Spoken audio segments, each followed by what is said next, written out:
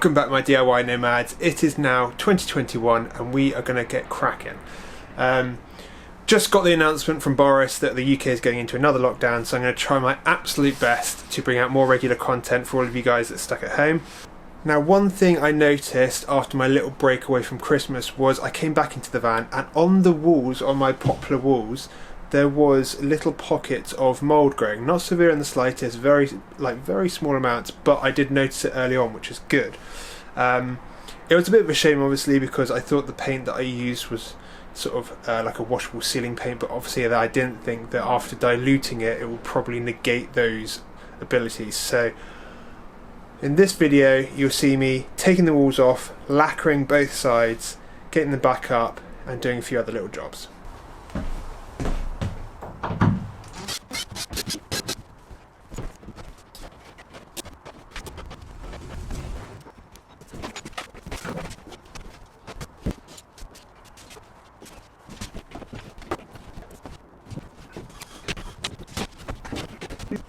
Okay, so I managed to basically just take the wall out, lean it up against the other side and lacquer it in place. And I have lacquered it now, so I feel a lot happier. Now I can just basically put this back up against the other wall. I'm going to put one screw in, just so it's loosely on there but it's held up, just so it can dry out a bit more.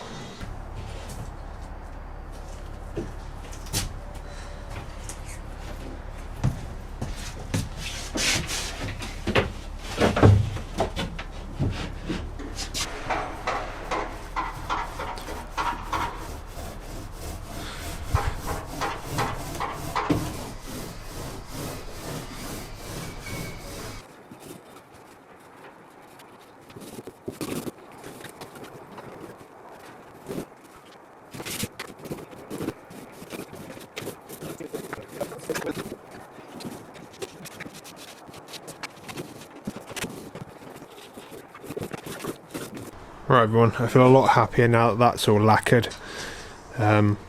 Shouldn't now get any sort of mouldy areas, which is great. I was really surprised that it started to go mouldy, especially seeing as I painted it both sides. I was hoping that would seal it in, but as I said before, I'm guessing that as I watered it down, it just allowed it. But I guess as I watered it down, it sort of negated the whole sealing property of it and allowed the moisture sort of like get into the wood still. Next on the list for me, I'm going to actually finally cut the hole for in the bulkhead so we can get from the front to the back.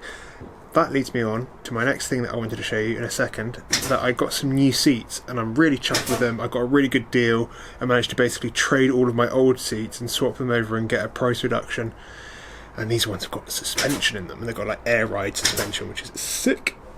Now on the previous Boxer, I cut a hole almost roughly in line with these sort of like you see these 4 holes here. I cut a pretty big old chunk out of this bulkhead and I didn't really need to. I'm actually going to cut a line above this structural point. I'm going to cut above there up almost to the top and then only cut that bit, leaving this structural beam because I don't need to, and I can add a box in front of here to add as extra storage inside the van, potentially. But to find out where my cutting hole is, I'm going to drill a hole in the centre here just above this beam, and then I'm going to go into the cab and I'll know my height, and then I can go left and right as far as I can between the 2 chairs, drill 2 more holes coming into this side. All very confusing, I know, sorry. And then I can just go straight up and cut out that rectangle, which would be great.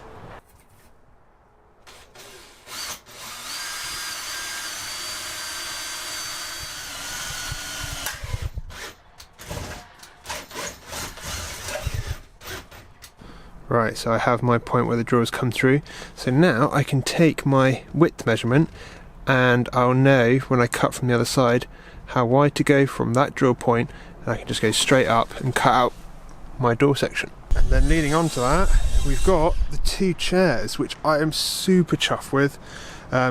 Used, obviously, because the new ones are so expensive, and I managed to trade in my old seats and reduce the price, and then on them they've got this air suspension, so these numbers are like the kilograms, so how heavy you are in kg. I'm about 80 kg, so I've obviously whacked it pretty much in between the 70 and the 90. But if you wanted it to be more bouncy, then you could obviously make your weight seem less, or if you wanted it firmer, you can just firm it up, which is amazing. And yeah, really like them. Well, there we go. That is our doorway. What I'm going to do is I'm actually going to use an angle grinder to cut it out on this side, but not go all the way through the carpet, and then I'm going to use a knife to cut through the actual like carpeted side on the inside of the cab. That way, much easier to cut through the metal without using like a jigsaw and the blade going out the other side and potentially nicking the chairs, even if it was that long. But I just would prefer using an angle grinder for this. Right everyone, so using an angle grinder, so as you know, PPE is very important. I've got gloves, my arms are protected, eye protection, ear protection, you can even go as far as a mask. I would actually say that these are apparently meant to be super strong, like resistant against impacts and stuff like that, but you could go for even bigger goggles to protect more of your face. Anyway, let's get cracking.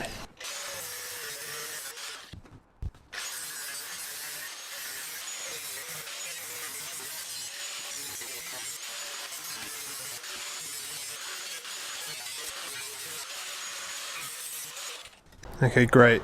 The only places that the steel is still holding on is these very bottom corners, and then the curves I want to cut out here. So the tops of the seats are like about here, so I'm going to absolutely be fine to use a jigsaw now to get that curve, but the rest is absolutely fine. I can use a little hacksaw blade to get into there and cut that out, and then we're all the way through.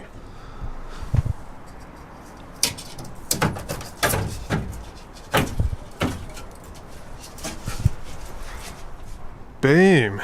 We can now get to the front from the back. Whoop, whoop. The hardest bit about doing this is finding a nice way to cover up this edge, like how you sort of cover over here so you don't see any of this.